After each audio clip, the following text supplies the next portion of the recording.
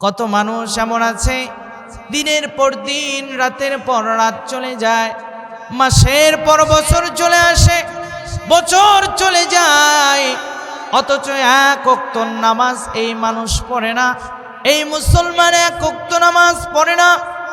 অথচ রব্বুল আলামিন কোরআনে কারিমের মধ্যে জানা দিয়েছেন, এক জায়গায় নয়, দুই জায়গায় নয়, প্রায় 82 জায়গায় রব্বুল আলামিন নামাজের কথা বলেছেন। নামাজ পড়ো। নামাজটা মানুষের জীবনে এতটাই গুরুত্বপূর্ণ একটা ইবাদত বলে মানুষ যখন নামাজ ছেড়ে দেয়, আস্তে আস্তে মুসলমানের খাতার থেকে তার নামটা সরে যায়। বলেন না নাউজুবিল্লাহ। এজন্য আমাদেরকে নামাজ পড়তে হবে। নামাজ এমন একটা ইবাদত, নামাজ এমন একটা ইবাদত যেই নামাজ মানুষকে দুনিয়ার সব ফায়সা কাজ থেকে হেফাজত করতে পারে। চিৎকার মেরে বলেন না সুবহানাল্লাহ। এই নামাজ এমনই এক নামাজ যা মানুষের গুনাহ মোচন করে দিতে পারে। এই নামাজ এমনই একটা নামাজ যা মানুষকে ভদ্রতা শিখায়। এজন্য প্রত্যেকটা মুসলমানের ঈমান আনার পরে সর্বপ্রথম দায়িত্ব হলো নামাজ পড়া। আর এই নামাজ হতে হবে বিনয়ের সহিত, নম্রতার সহিত, ভদ্রতার সহিত। এই নামাজ যদি বিনয়ের সহিত হয়, এই নামাজ যদি ভদ্রতার সহিত হয়, নামাজ আমাদেরকে সমস্ত ফায়সা কাজ থেকে হেফাজত করবে। চিল্লায় বলেন না সুবহানাল্লাহ। নামাজ এমন একটা ইবাদত, আমার রাসূল হাদিসের মধ্যে জানায় দেয়, আউয়ালু মা ইউহাসাবু বিহিল আবদু ইয়াউমাল কিয়ামাতিস সালাহ। এরে গোলাম, এরে আল্লাহর গোলাম, আমার নবী খুব সুন্দর করে জানায় দেয়, আমার উম্মতেরা যখন কবরের জগতে চলে যাবে, কবরের জগৎ পার হয়ে যখন হাসরের ময়দানে চলে যাবে, রব্বুল আলামিন তাকে হজের প্রশ্ন করবে না, যাকাতের প্রশ্ন করবে না, রোজার প্রশ্ন করবে না। রব্বুল আলামিন প্রথম যেই জিজ্ঞাসাটা করবেন সেটাই হলো, বান্দা তোমার নামাজ ঠিক আছে কিনা। আউয়ালু মা ইউহাসাবু বিহিল আবদু ইয়াউমাল কিয়ামাতিস সালাহ। কিয়ামতের দিন সর্বপ্রথম বান্দার নামাজের হিসাব নেওয়া হবে। অথচ মাসের পর মাস, বছরের পর বছর, যুগের পর যুগ আমাদের কাছ থেকে চলে যায়। এমনও মানুষ আছে তারা নামাজের ধার কাছেও আসে না, এমন মানুষ আছে না নাই? অসংখ্য মানুষ আছে যাদের বয়স 30, 40, 50 পর্যন্ত হয়ে গেছে, তারা কখনো মসজিদে যায় না, নামাজ পড়ে না। এই নামাজ এমন এক ইবাদত, আমার রাসূল ডাক দিয়া বলেন, মিফতাহুল জান্নাতিস সালাহ। নামাজ হলো বেহেশতের চাবি। এরে দুনিয়ার মুসলমান ভাইরা, ঘরের ভিতরে যখন তালা লাগানো থাকে, এই চাবি ছাড়া যেমন তালা খোলে না, ঘরে ঢোকা যায় না, ঘরে প্রবেশ করা যায় না, নামাজটা হলো মুসলমানের চাবি স্বরূপ। যে জান্নাতের মধ্যে তালা আছে, এই তালা যদি খুলতে চাও মুসলমান, অবশ্যই তোমাকে নামাজ পড়তে হবে। এই নামাজ যারা সঠিকভাবে আদায় করবে, আমার রাসূল জানায় দেয়, আল্লাহ তাআলা তাদেরকে 5টা পুরস্কার দান করবেন। চিল্লায় বলেন না সুবহানাল্লাহ। আমার রাসূল যখন সাহাবীদের সামনে ডাক দিয়া বলে, এই সাহাবীরা, আল্লাহ তাআলা এমন ঘোষণা দিয়েছেন, যারা 5 ওয়াক্ত নামাজ পড়বে, দুনিয়ার জমিনে পরহেজগারি অবলম্বন করবে, রব্বুল আলামিন তাকে 5টা পুরস্কার দান করবেন।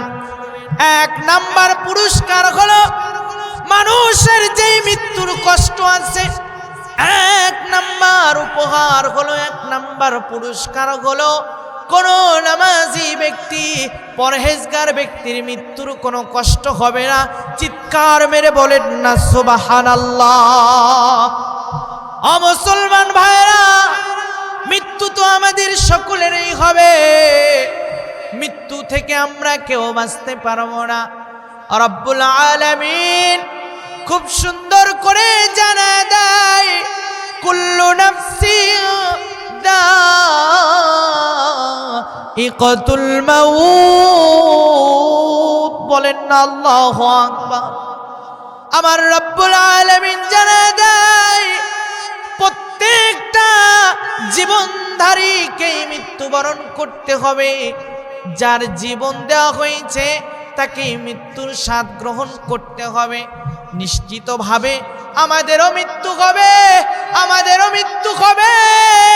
আমার রাসূল ডাক দিয়া বলে, এই সাহাবীরা, আমার উম্মতেরা, শোনো শোনো, যারা 5 ওয়াক্ত নামাজ পড়বা, যারা পরহেজগারি অবলম্বন করবা, রব্বুল আলামিন 5টা পুরস্কারের মধ্যে 1 নাম্বার পুরস্কার রাখছেন, তার মৃত্যুর কোনো কষ্ট হবে না। চিল্লায় বলেন না সুবহানাল্লাহ। তার মৃত্যুটা এমন হবে, বলে একটা সন্তান যখন মায়ের কোলে দুধ পান করতে করতে কখন ঘুমায় যায়, সন্তান বুঝতেও পারে না সন্তান ঘুমায় গেছে। একজন ইমানদার মুসলমান পরহেজগার 5 ওয়াক্ত নামাজি ব্যক্তির মৃত্যুটা এমন হবে যে সে বুঝতেও পারবে না তার মৃত্যু হয়ে গেছে। চিৎকার মেরে বলেন না সুবহানাল্লাহ। ও মুসলমান ইমানদার আল্লাহর গোলাম, আমার রাসূল ডাক দিয়া বলে, সাহাবীরা, 2 নাম্বার পুরস্কার হলো, যারা 5 ওয়াক্ত নামাজ আদায় করবে রে, যারা পরহেজগারি অবলম্বন করবে, যারা মুমিন মুত্তাকিন মুসলমান হতে পারবে, 2 নাম্বার পুরস্কার হলো, তাদের কবরের মধ্যে কোনো আযাব হবে না। চিৎকার মেরে বলেন না সুবহানাল্লাহ। বলে একজন ইমানদার মুসলমান 5 ওয়াক্ত নামাজি ব্যক্তি যখন কবরের জগতে চলে যাবে,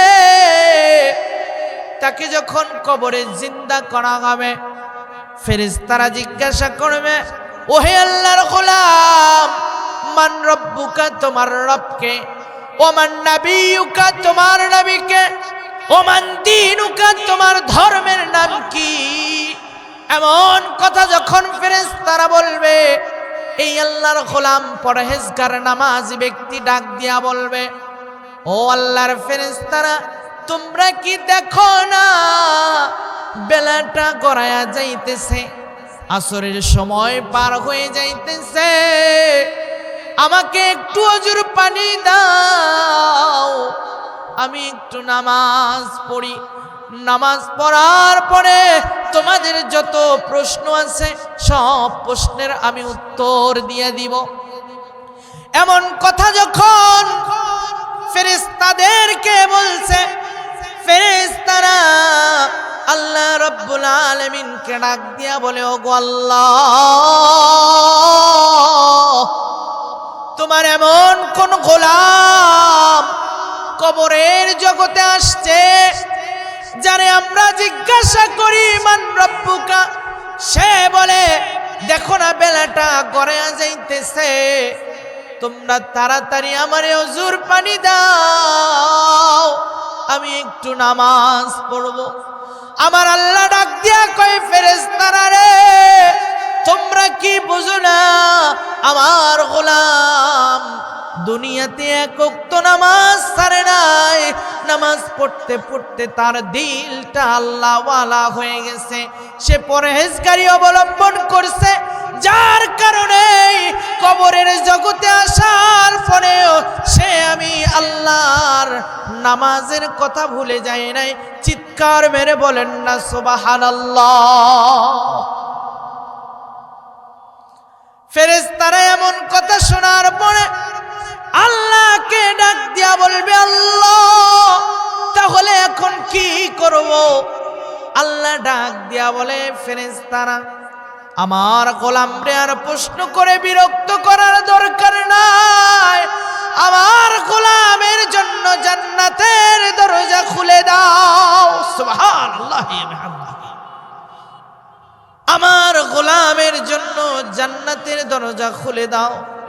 আমার রাসূল ডাক দিয়া কয়, ফাফরিশু বিল জান্নাতি ওয়াফরিশু বিল জান্নাহ। এমন আল্লাহর গোলামদের জন্য জান্নাত থেকে পোশাক নিয়ে আসা হবে, জান্নাত থেকে বিছানা নিয়ে এসে বিছায়া দেওয়া হবে। আল্লাহর গোলামকে ডাক দিয়া বলা হবে, আল্লাহর গোলাম দুনিয়াতে অনেক কষ্ট করছো, আল্লাহর ইবাদত করছো, তোমার জন্য জান্নাতের বিছানা দেওয়া হলো, তোমার শরীরের মধ্যে জান্নাতি পোশাক পরায় দেওয়া হলো। ও আল্লাহর গোলাম তুমি আরামের ঘুম ঘুমায় যাও, কিয়ামত যখন হবে তখন তোমারে ডাক দেওয়া হবে। চিৎকার মেরে বলেন না সুবহানাল্লাহ। আমার নবী ডাক দিয়া কয়, এই সাহাবীরা, 3 নাম্বার পুরস্কার রব্বুল আলামিন রেখেছেন। যে আল্লাহর গোলাম পরহেজগারি অবলম্বন করবে, যে আল্লাহর গোলাম 5 ওয়াক্ত নামাজ জামাতের সহিত আদায় করবে, তার 3 নাম্বার পুরস্কার হলো তার আমল নামাটা তার ডান হাতে দেওয়া হবে। চিল্লায় বলেন না সুবহানাল্লাহ। এরে মুসলমান ইমানদার আল্লাহর গোলাম, আমল নামা যেই ব্যক্তিটা ডান হাতে পেয়ে যাবে তার মতো সৌভাগ্য আর কেউ হবে না। কারণ ওই কিয়ামতের মুসিবতের দিনে আমল নামা ডান হাতে পাওয়ার জন্য কত মানুষ চিল্লায় চিল্লায় কান্না করবে, কত মানুষ চোখের পানি ফালায়া ফালায়া কান্না করবে আর ডাক দিয়া বলবে, আল্লাহ যতটুকুই আমল করেছি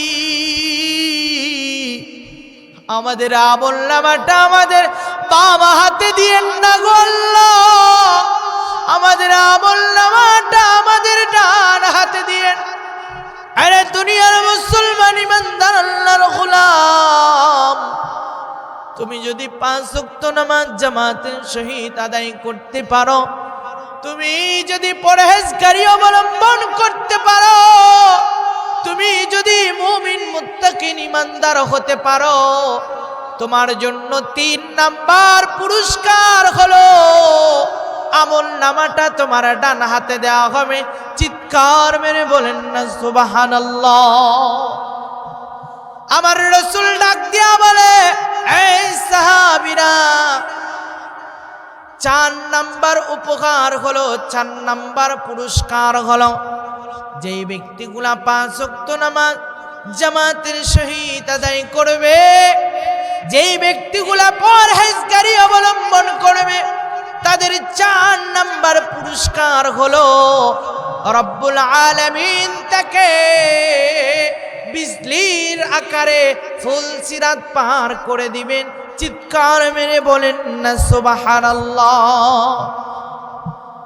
এরে দুনিয়ার মুসলমান ইমানদার আল্লাহর গোলাম, ওই দিন ফুলসিরাতের ফুল যেটাকে আমরা জানি এমন চিকন হবে, হাদিসের মধ্যে আসছে বলে চুলের চাইতেও চিকন হবে, ধার হবে হীরার চাইতেও বেশি। এমন একটা ফুলসিরাতের ফুল, যেই ফুলটার নিচে থাকবে রক্ত ফুল আর ময়লা আবর্জনার সাগর। এই ফুলসিরাতের পুল পার হইতে গিয়া কত আল্লাহর গোলাপ, কত ভাবে এই রক্ত মাখা পুজ মাখা ময়লা আবর্জনার নদীর মধ্যে সাগরের মধ্যে পড়ে যাবে। এ দুনিয়ার মুসলমান ইমানদার আল্লাহর গোলাম, আমার রাসূল ডাক দিয়া কয়, যারা পরহেজগারি অবলম্বন করতে পারবে, যারা 5 ওয়াক্ত নামাজ জামাতে পড়তে পারবে, তাদের 4 নাম্বার পুরস্কার হলো চোখের পলক পড়তে যতক্ষণ সময় লাগে এই কিঞ্চিত সময়ের মধ্যে রব্বুল আলামিন এমন গোলামদেরকে ফুলসিরাতের পুল পার করে দিবেন। বলি না সুবহানাল্লাহ। আমার রাসূল ডাক দিয়া বলে, সাহাবীরা, আমার রব্বুল আলামিন 5 নাম্বার পুরস্কার রাখছেন। যেই ব্যক্তিটা দুনিয়ার জমিনে 5 ওয়াক্ত নামাজ পড়বে, যেই ব্যক্তিটা পরহেজগারি অবলম্বন করতে পারবে, তাদের জন্য 5 নাম্বার পুরস্কার হলো রব্বুল আলামিন সেই কঠিন কিয়ামতের মুসিবতের দিনে বিনা হিসাব আল্লাহ তাআলা জান্নাতের ব্যবস্থা করে দিবেন। চিৎকার মেরে বলি না সুবহানাল্লাহ। আরে মুসলমান ইমানদার আল্লাহর গোলাম, এই 5টা পুরস্কার হবে যারা 5 ওয়াক্ত নামাজ পড়বে তাদের জন্য। কিন্তু যারা নামাজ পড়বে না, রব্বুল আলামিন তাদের জন্য 5টা শাস্তি রেখেছেন। 1 নাম্বার শাস্তি হলো, যে আল্লাহর গোলাম নামাজ পড়বে না, তার মৃত্যুটা এতটা কষ্টের মধ্য দিয়া হবে। হাদিসের মধ্যে আসছে, যারা নামাজ পড়বে না, বেনামাজির মৃত্যুটা এমন ভয়ানক ভাবে হবে যে কোনো মানুষ দেখলেই বুঝতে পারবে এই লোকটা ছিল বেনামাজি। চিৎকার মেরে বলেন না নাউজুবিল্লাহ। আরে বেনামাজির জানটা যে মালাকুল মউত বের করার জন্য আসবে, এই বেনামাজির সামনে যখন মালাকুল মউত চলে আসবে, বেনামাজি চোখটা মেলে দেখবে এমন একজন লোক দাঁড়ায় আছে, যার পাটা জমিনে মাথাটা আসমানে, যার 2টা হাত বাড়ায় দিলে পৃথিবীর এক প্রান্ত থেকে আরেক প্রান্ত লাগাল পাওয়া যাবে। এই মালাকুল মউতের চেহারা এত ভয়ঙ্কর হবে, তার চোখগুলা উহুদ পাহাড়ের সমান হবে, চোখগুলা আগুনের মতো লাল হয়ে থাকবে, তার প্রত্যেকটা পশমের গোড়া দিয়া আগুনের ফুলকি বের হতে থাকবে। এই মালাকুল মউত যখন বেনামাজি গুনাহগারের জানটা বের করার জন্য শরীরের মধ্যে হাত দিবে, এই বেনামাজির শরীরের মধ্যে 360 মাকামের মধ্যে রুহুটা শুধু দৌড়াইবে আর ছটফট করতে থাকবে। বেনামাজির নাটাগুলো উলট পালট হয়ে যাবে, চোখটা উলট পালট হয়ে যাবে, বেনামাজির মুখ দিয়ে ভাতের ফেনার মতো ফেবরা বের হতে থাকবে। বেনামাজি নিজের শরীরে ঠিক রাখতে পারবে না। মালাকুল মউতের এমন চেহারা দেখে বেনামাজি ডাক দিয়া বলবে, আমার একটু পানি দাও, আমার তৃষ্ণা লাগেছে। বেনামাজিরে যখন পানি দেওয়া হবে, বেনামাজি পানি খাবে আর বলবে, আমার তৃষ্ণা তো নিবারণ হয় না, আমারে আরো পানি দাও। হাদিসের মধ্যে আসছে, বেনামাজিকে 1 সাগর পরিমাণ যদি পানি দেওয়া হয় তবু বেনামাজির তৃষ্ণা মিটবে না। বেনামাজি আজরাইলের এমন ভয়ঙ্কর চেহারা দেখে অজ্ঞান হয়ে যাবে, আবার জ্ঞান ফিরে পাবে। মালাকুল মউত যখন রুহুটা বের করার জন্য বেনামাজির শরীরের মধ্যে হাত দিবে, রুহুটা যখন ছটফট করবে, দৌড়াইতে থাকবে, মালাকুল মাউত যখন থাফা দিয়া রুহুটার উপরে হাত বাড়া দিবে, রুহুটাকে ধরে ফেলবে। আরে বেনামাজির শরীরের রগগুলা টাস টাস করে ছিঁড়ে যাবে, বেনামাজি জায়গায় পায়খানা করে দিবে, প্রস্রাব করে দিবে। হাদিসের মধ্যে এমন বর্ণনা আসছে, ও মুসলমান ইমানদার ভাইরা আমার, যারা নামাজ পড়ো না, জানোনি কি অবস্থা তোমার হবে। ও আল্লাহর গোলাম, সময় থাকতে নামাজে আসো।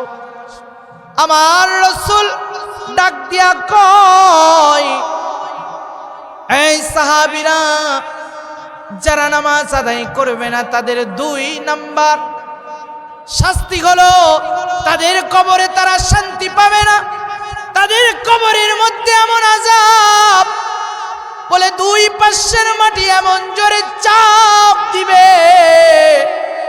বেনামাজির ডান পাজরের হাড় বাম পাজরের হাড়ের মধ্যে ঢুকে যাবে। বেনামাজি এমন একটা চিৎকার দিবে, বলে মানুষ আর জিন ছাড়া যত মাখলুক আছে সবাই বেনামাজির চিৎকার শুনবে।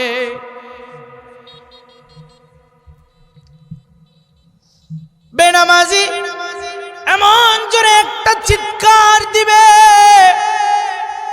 বেনামাজির চিৎকার পুরা পৃথিবীর গাছপালা পশু পাখি সবাই শুনতে পারবে, শুধু মানুষ আর জিন ছাড়া।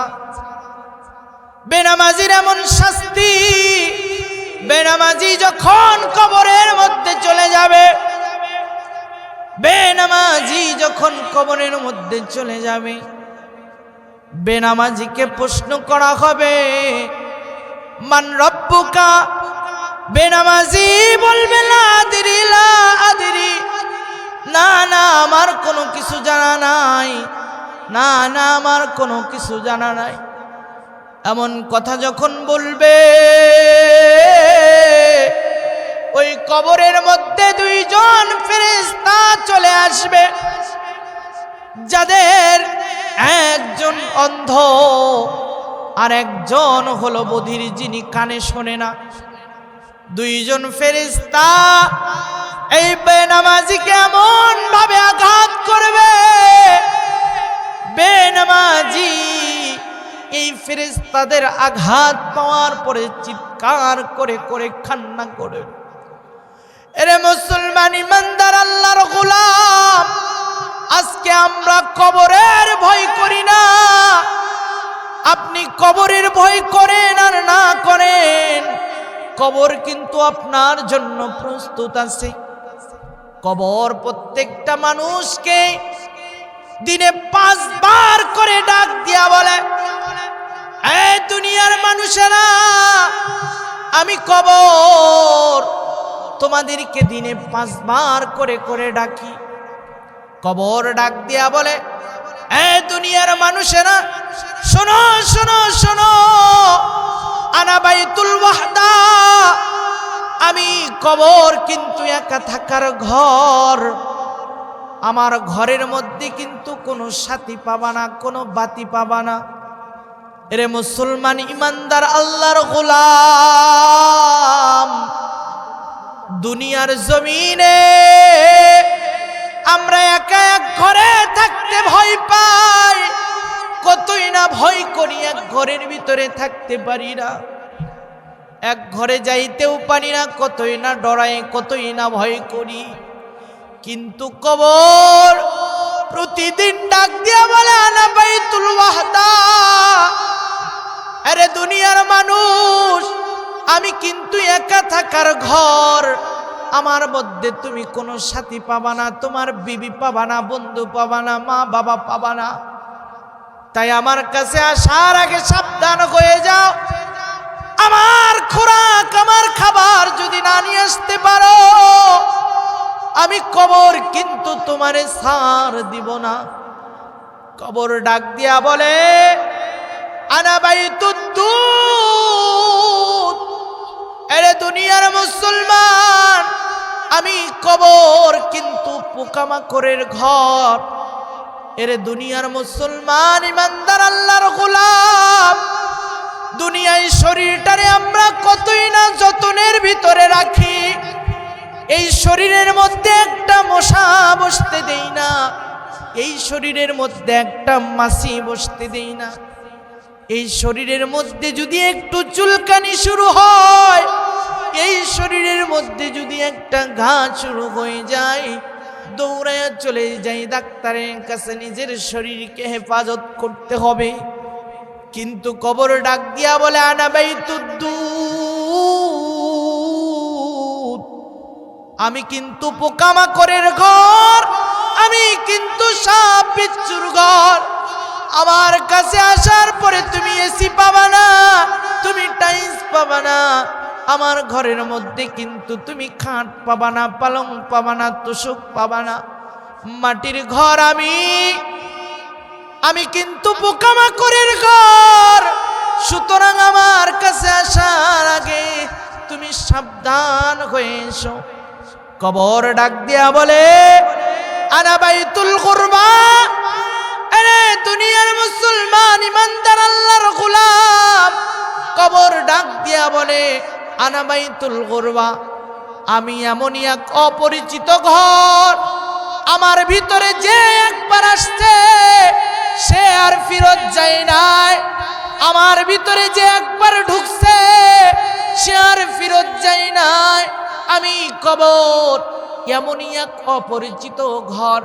আরে ভাই, দুনিয়ার মানুষ, যদি কোনো এক অপরিচিত জায়গায় যেতে হয়, আগে সেই জায়গার ডাটাটা আমরা নেই, সেই জায়গাটার খোঁজ নেই, জায়গাটা ভালো কিনা, থাকা যাবে কিনা, সেখানে আমি সম্মান পাবো কিনা, এমন সব খোঁজ খবর নিয়ে তারপরে ওই জায়গায় যাই।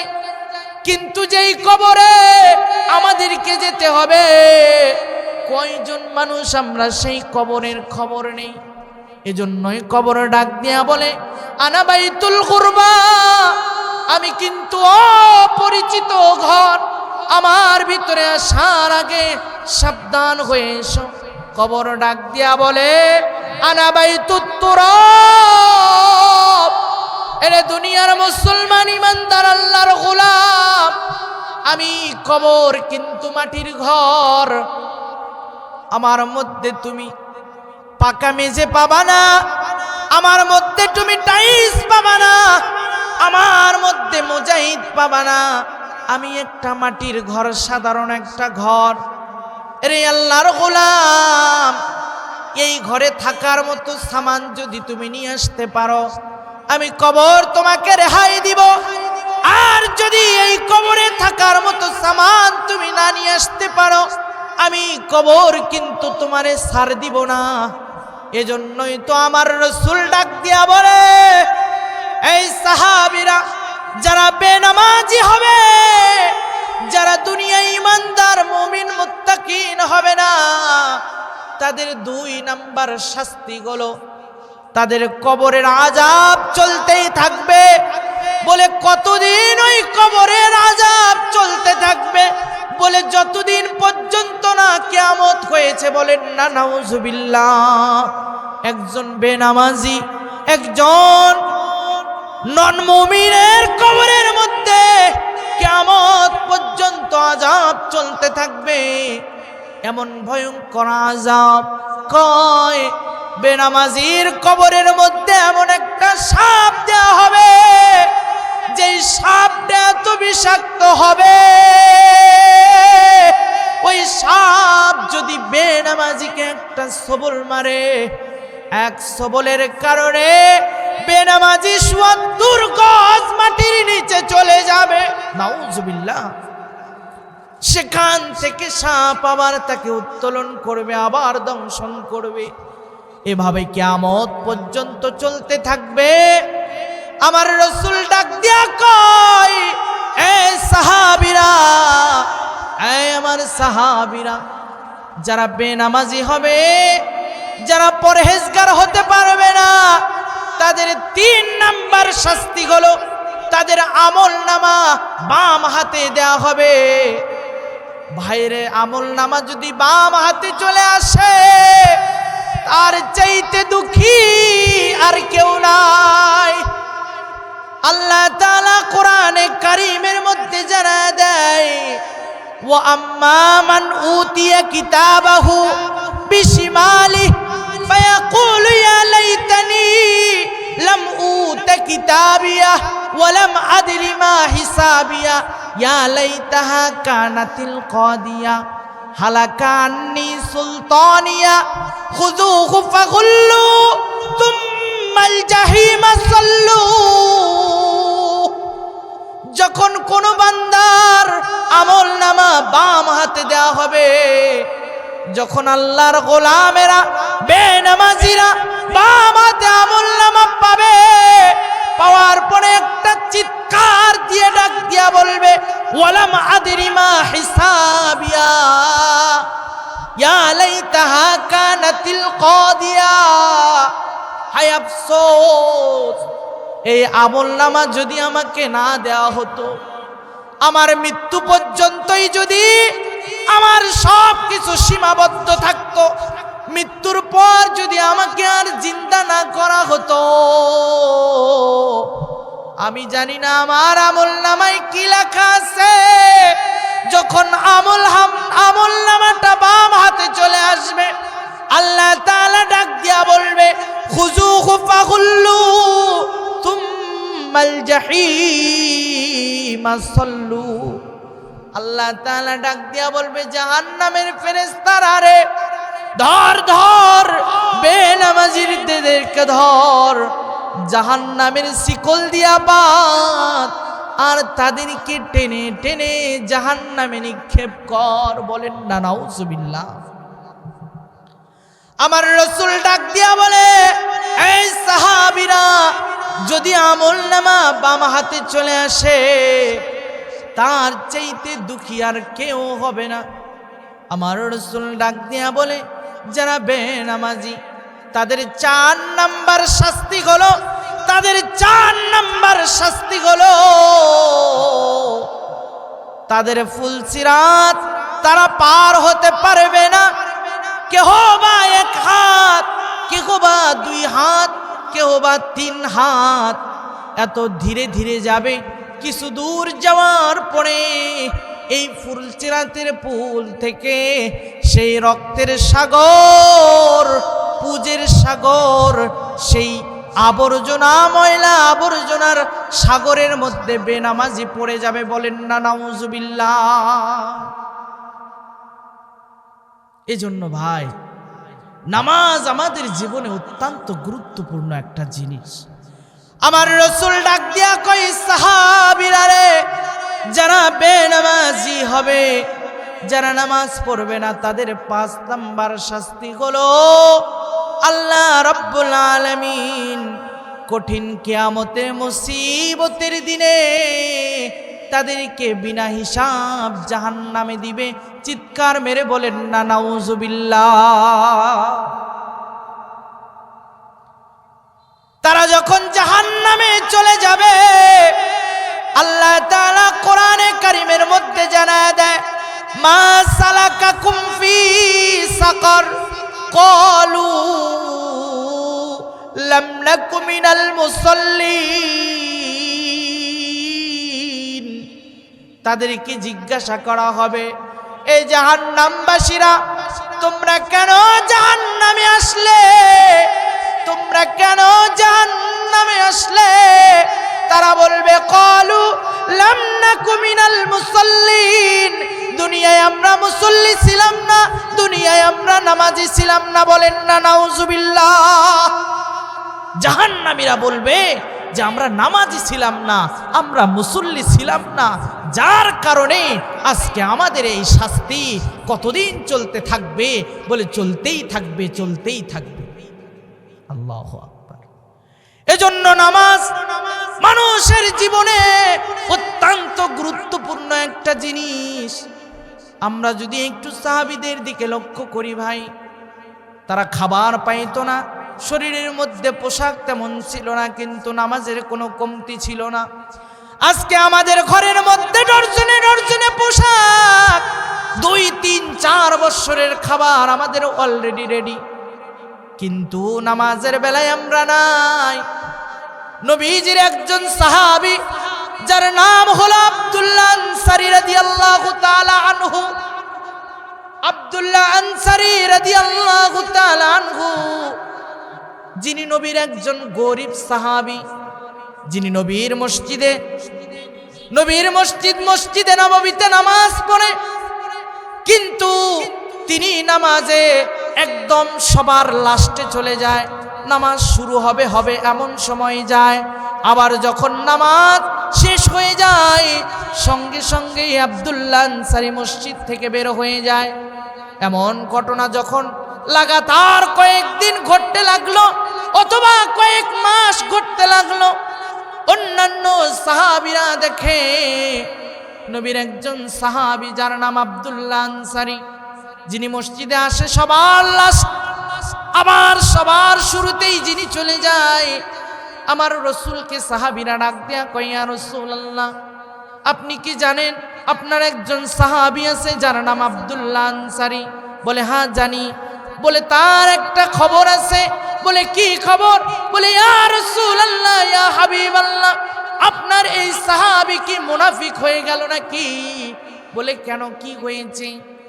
বলে আপনার এই সাহাবী একদম নামাজ শুরুর আগ মুহূর্তে মসজিদে আসে, নামাজ যখন শেষ হয়ে যায় খুব দ্রুত মসজিদ থেকে বের হয়ে যায়। আমার রাসূল ডাক দেয়া বলে, এই সাহাবীরা কারো পক্ষে না জেনে আগে মুনাফিক বলা যাবে না। বলেন না সুবহানাল্লাহ। কারো খবর না নিয়ে আমরা হুটহাট অনেক মানুষ একজন মানুষকে মুনাফিক বলে ফেলি, এটা ঠিক নয়। আমার রাসূল ডাক দিয়া বলে, আমার সাহাবীর কাছ থেকে আগে খবর নাও, তারপরে তাকে কি বলার দরকার বলা হবে। সাহাবীরা ডাক দিয়া কয়, ইয়া রাসূলুল্লাহ, ইয়া হাবিবাল্লাহ, তাহলে চলেন নাই সাহাবীর বাড়িতে যাই। আমার রাসূল নামাজ শেষ করলেন। আব্দুল্লাহ আনসারী নামাজ শেষ করেই চলে গেছেন তার বাড়িতে। আমার রাসূল নামাজ শেষ করার পরে তাসবিহ তাহলিল পড়ার পরে সমস্ত সাহাবীদেরকে নিয়ে বলে, চলো আমরা আব্দুল্লাহ আনসারীর বাড়িতে যাই, গিয়া দেখি আমার আব্দুল্লাহ আনসারীর কি হয়েছে। আমার রাসূল সাহাবীদেরকে নিয়ে চলে গেলেন আব্দুল্লাহ আনসারীর বাড়িতে। যাওয়ার পরে এক সাহাবী ডাক দিয়া কয়, আসসালামু আলাইকুম ইয়া আহলাল বাইত। এই নবীর সাহাবী আব্দুল্লাহ আনসারী, তুমি কি বাড়িতে আসো? বাড়ির থেকে কোনো আওয়াজ আসে না। আবার সালাম দিয়া বলে, আসসালামু আলাইকা ইয়া আহলাল বাইত। আরে নবীর সাহাবী আব্দুল্লাহ আনসারী, তুমি কি বাড়িতে আসো? ভিতর থেকে কোনো আওয়াজ আসে না। আমার রাসূল সামনে দাঁড়ায় আছে, আবার ডাক দিয়া বলে, আসসালামু আলাইকা ইয়া আহলাল বাইত। আরে নবীর সাহাবী আব্দুল্লাহ আনসারী, তুমি কি বাড়িতে আসো? জানোনি তোমার বাড়ির সামনে কে এসেছে? তোমার বাড়ির সামনে রাহমাতাল লিল আলামিন নবী মুহাম্মদুর রাসূলুল্লাহ সাল্লাল্লাহু আলাইহি ওয়াসাল্লাম উপস্থিত হয়েছেন। বাড়ির থেকে কোনো আওয়াজ আসে না। ঘর থেকে যখন কোনো আওয়াজ আসলো না, আমার রাসূল ডাক দিয়া বলে, এই সাহাবীরা চলো চলো, আমার সাহাবী মনে হয় বাড়িতে নাই, চলো আমরা মসজিদের দিকে রওনা করি। আমার রাসূল যখন সাহাবীদেরকে নিয়ে মসজিদে নববীর দিকে যাবেন, এমন সময় হঠাৎ করে ওই বাড়ি থেকে নবীজির সাহাবী আব্দুল্লাহ আনসারী রাদিয়াল্লাহু তাআলা আনহু বার হয়ে রাসূলুল্লাহকে ডাক দিয়া বলে, ইয়া রাসূলুল্লাহ, ইয়া হাবিবাল্লাহ, আমি হাজির। বলেন না সুবহানাল্লাহ, আমি হাজির।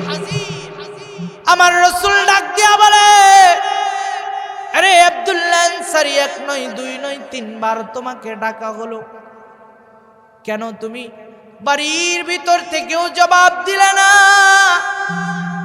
আমার নবীর সাহাবী আব্দুল্লাহ আনসারী ডাক দিয়া কয়, ইয়া রাসূলুল্লাহ, ইয়া হাবিবাল্লাহ, প্রথম যখন আমাকে ডাক দেয়া হয় আমি কিন্তু সেই ডাকটাই শুনছি, ইয়া রাসূলুল্লাহ, ইয়া হাবিবাল্লাহ,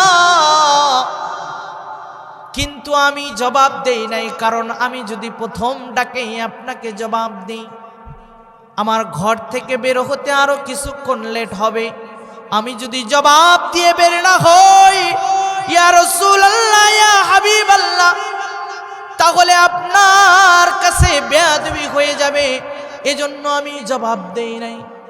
আমার রাসূল ডাক দিয়া কয়, রে আব্দুল্লাহ আনসারী, তুমি নবীকে এতটাই ভালোবাসো?